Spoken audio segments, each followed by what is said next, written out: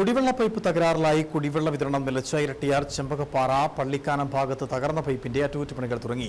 Water അതോറിറ്റിയുടെ നേതൃത്വത്തിലാണ് അറ്റകുറ്റപ്പണികൾ നടത്തുന്നത്. പൈപ്പ് പൊട്ടിയതോടെ കഴിഞ്ഞ 15 ദിവസമായി മേഖലയിൽ കുടിവെള്ള വിതരണം നിലച്ചിരുന്നു. നാട്ടുകാർ അറിയിച്ചതിനെ തുടർന്ന് ഇരട്ടിയാർ ഗ്രാമപഞ്ചായത്തിന്റെ നേതൃത്വത്തിൽ മുൻകൈയെടുത്താണ് അറ്റകുറ്റപ്പണികൾ നടത്തുന്നത്. ചുരുങ്ങിയ ദിവസങ്ങൾക്കുള്ളിൽ അറ്റകുറ്റപ്പണികൾ പൂർത്തിയാക്കാൻ ലക്ഷ്യം വെച്ചുള്ള പ്രവർത്തനങ്ങളാണ് നടത്തുന്നത്. ഇരട്ടയാർ പള്ളിക്കാനം തമ്പാസിറ്റി റോഡിലാണ് വാട്ടർ അതോറിറ്റിയുടെ പ്രധാന പൈപ്പ് പൊട്ടി കുടിവെള്ള വിതരണം നിലച്ചത്. കഴിഞ്ഞ 15 ദിവസമായി കുടിവെള്ള വിതരണ മേഖലയിൽ നിലച്ചിരുന്നു.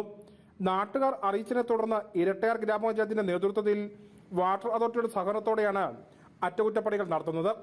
അടുത്ത നാളിൽ റീബിൽഡ് കേരള ഫണ്ടിൽ നിർമ്മിച്ച റോഡിന്റെ ഒരു വശത്തുകൂടിയാണ് പൈപ്പ് കടന്നു പോകുന്നത്. ഈ ഭാഗം കുഴിക്കണമെങ്കിൽ ബന്ധപ്പെട്ടവരുടെ ഭാഗത്തു നിന്ന് അനുമതി ലഭിക്കണമായിരുന്നു. ഇത് ലഭിക്കാനുണ്ടായ കാലതാമസമാണ് അറ്റകുറ്റപ്പണികൾക്ക് താമസം നേരിടാൻ കാരണം.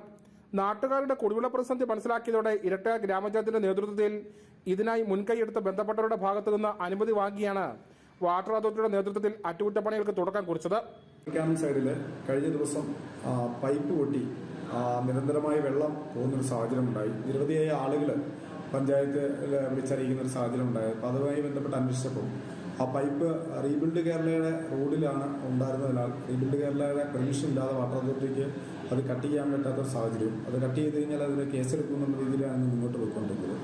അതുമായി ബന്ധപ്പെട്ട് പഞ്ചായത്ത് ഭരണസമിതിയും അവിടുത്തെ മെമ്പർമാരായ നമ്മുടെ വൈസ് പ്രസിഡന്റ് രജനി സജി, അതുപോലെ മുൻ ഗ്രാമപഞ്ചായത്തിൻ്റെ പ്രസിഡന്റ് ജിൽസൺ വർക്കിയും അതുപോലെ 4ാം വാർഡ് മെമ്പർ സിനി മാത്യു ആറും അടങ്ങുന്ന ടീം നേതൃത്വത്തിൽ കോട്ടയത്തിലെ റീബിൽഡ് കേരള ഓഫീസുമായി ബന്ധപ്പെട്ട് പെർമിഷൻ മേടിച്ച് ഇന്ന് അതിൻ്റെ പണികൾ ആരംഭിച്ചിട്ടുണ്ട്. ഏറ്റവും അടിയന്തരമായി അത് പൂർത്തീകരിച്ച് കൊച്ചി കാമാക്ഷി പള്ളിക്കാനം സ്ഥലത്ത് കുടിവെള്ളം എത്തിക്കാനുള്ള നടപടികൾ പൂർത്തീകരിക്കും. ചുരുങ്ങിയ ദിവസങ്ങൾക്കുള്ളിൽ പണികൾ പൂർത്തീകരിച്ച് കുടിവെള്ള വിതരണം പുനഃസ്ഥാപിക്കാൻ കഴിയും വിധമുള്ള പ്രവർത്തനങ്ങളാണ് നടത്തുന്നത്.